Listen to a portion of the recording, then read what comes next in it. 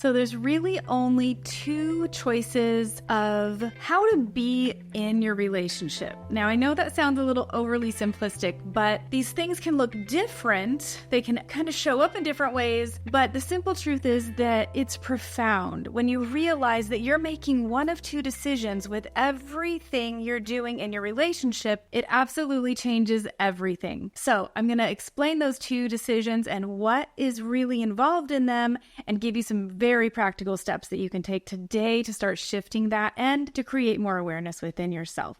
If you're new here, I'm Ketra Thompson, and I'm a Certified Master Hypnotist and a relationship coach specializing in attachment and really helping my clients go back on that subconscious level so that you can reframe those things that are driving your unwanted behavior and you can create a new operating system. So if you'd like to learn more about that, you can check out the link in the description below. There is all the information on my website, and there's also the opportunity to set up a completely complimentary consultation call so that we can get to the heart of what's going on with you and I can give you my very best recommendation. So in every relationship, it's very simple. You can ask yourself if your behavior is doing one of two things. You are either creating closeness or you are creating distance. And it sounds pretty simplistic, but a lot of those things show up in ways that we don't think we're creating distance, but we really are. So when you boil it down to this, you can get a very clear answer if you stop yourself and say, is my action, my words, my behavior creating closeness or creating distance? You can get a better idea of what's going on in your relationship. So first, I want to talk about really how you would create closeness. Anytime you're creating closeness, you are moving toward your partner. You're moving toward them physically, maybe, emotionally, you're being curious, you're being open, you're asking questions, you're trying to understand,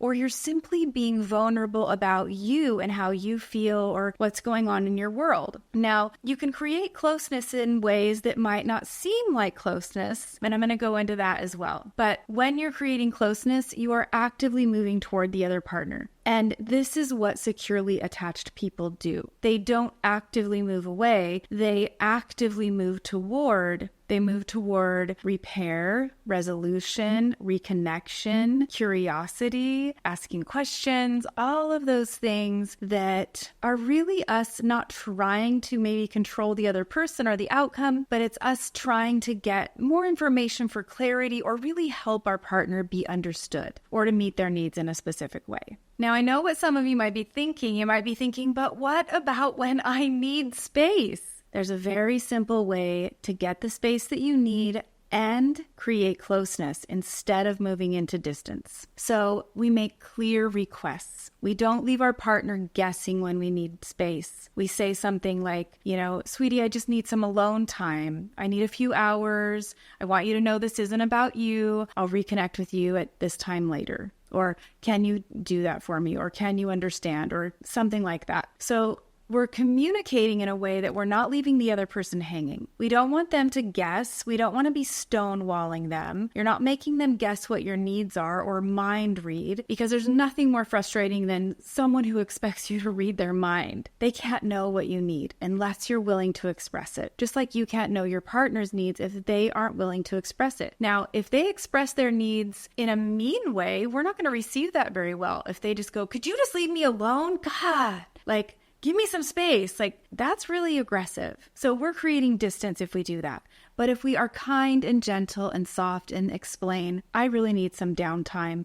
I've been really stressed out. I just need a little bit of time to myself to recoup. Maybe it's a few hours. Maybe it's 24 hours. But whatever it is, we're expressing it kindly and we're letting our partner know that it's not about them. We're not angry, so they don't have to wonder and start coming up with scenarios in their mind. So as you can guess, creating distance can take a lot of forms. If we're creating distance with our partner in an unhealthy way, we're not just asking for space and communicating. We might be, it's really anything that creates this distance, but we might be withholding affection. We might be acting passive aggressively. We might be silently building up in our mind that resentment list in our head. We might be retaliating because we think something wasn't fair. We might have protest behavior. I'm going to hurt them before they can hurt me because I see it coming or something happened. We're not doing that. If we're distance making, we're probably picking fights over nothing or things that really don't need to be a fight, that are typically just calm, normal conversations when there isn't this underlying trigger. All these things are really driven by our subconscious fears. Whenever you're doing a protective or protest behavior that's distance making in your relationship, it's because you're afraid of something. You're afraid of vulnerability. You're afraid of closeness. You're afraid of being seen. You're afraid of some kind of exposure. And this fear is really old fear that's been trying to keep us safe for a long time, especially when we consider the things we are programmed with as a child. So it's really not us in our most mature brain. It's in that primitive part of us that just wants to self-protect instead of creating closeness. And because these things are programmed so early in our life, they're part of our subconscious mind, and we don't have a lot of access to that. So in the hypnotherapy process, this is what I do with my clients. We go back to the point where they created the belief that's driving the unwanted behavior, that's driving the self-protection, that's driving the,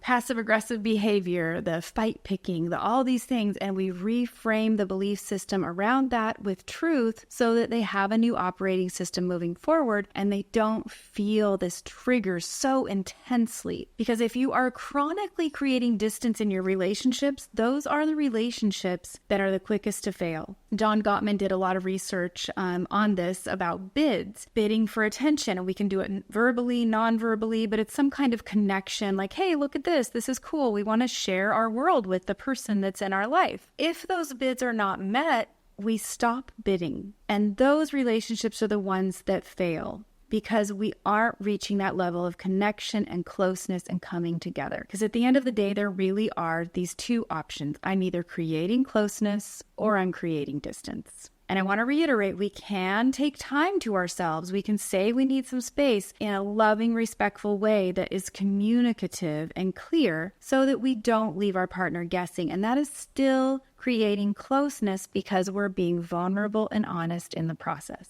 So, of course, I'm partial to hypnotherapy. It's what I do. I've seen it happen day after day in my practice. I watch this happen. The transformations in people's lives are incredible because we're actually accessing this stuff on the subconscious level. And our subconscious mind drives over 95% of everything we think, feel, and do. So if you want to get really profound results, check that out. It is a game changer. But if you want to take some action steps today that can start shifting this and creating awareness, I'm going to give you the DIY method that is going to take some repetition, but you can definitely work on these issues on your own. So the first thing is ask yourself, am I creating closeness or distance? And just remember, someone's got to change this pattern. You might both have some of these issues. Someone's got to lead in setting the example for changing the dynamic.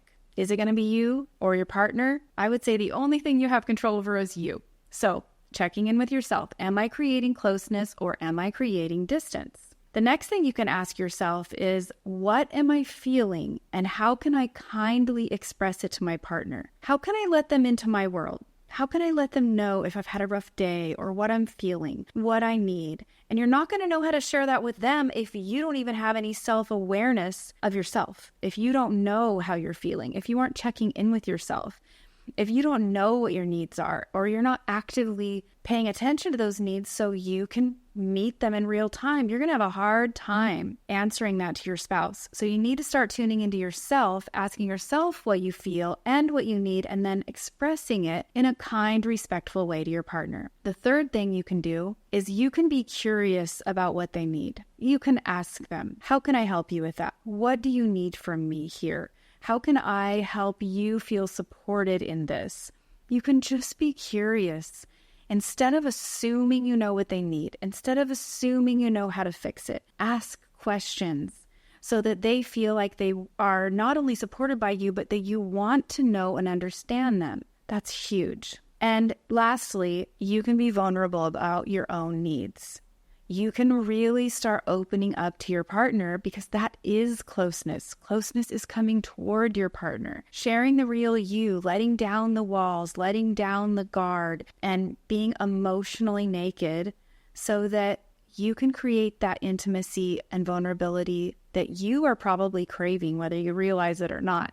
And your partner is probably craving as well. So you can create that relationship that lasts a lifetime. So again, it's only two things. You're either creating distance or you're creating closeness. There is no in between. There is no standstill. It's like, you've heard about like climbing a pole. You're either climbing up the pole or you're sliding down it, but you don't hang on to that pole and stay at a standstill. It just isn't possible. Like, we can't really do that even physically, but we definitely can't do it in relationships. So start getting honest with yourself so that you can really see, are you creating that distance or are you creating that closeness? And where are you at in that level of being vulnerable with your spouse? Because if you're not being very vulnerable, you're probably not creating a lot of closeness.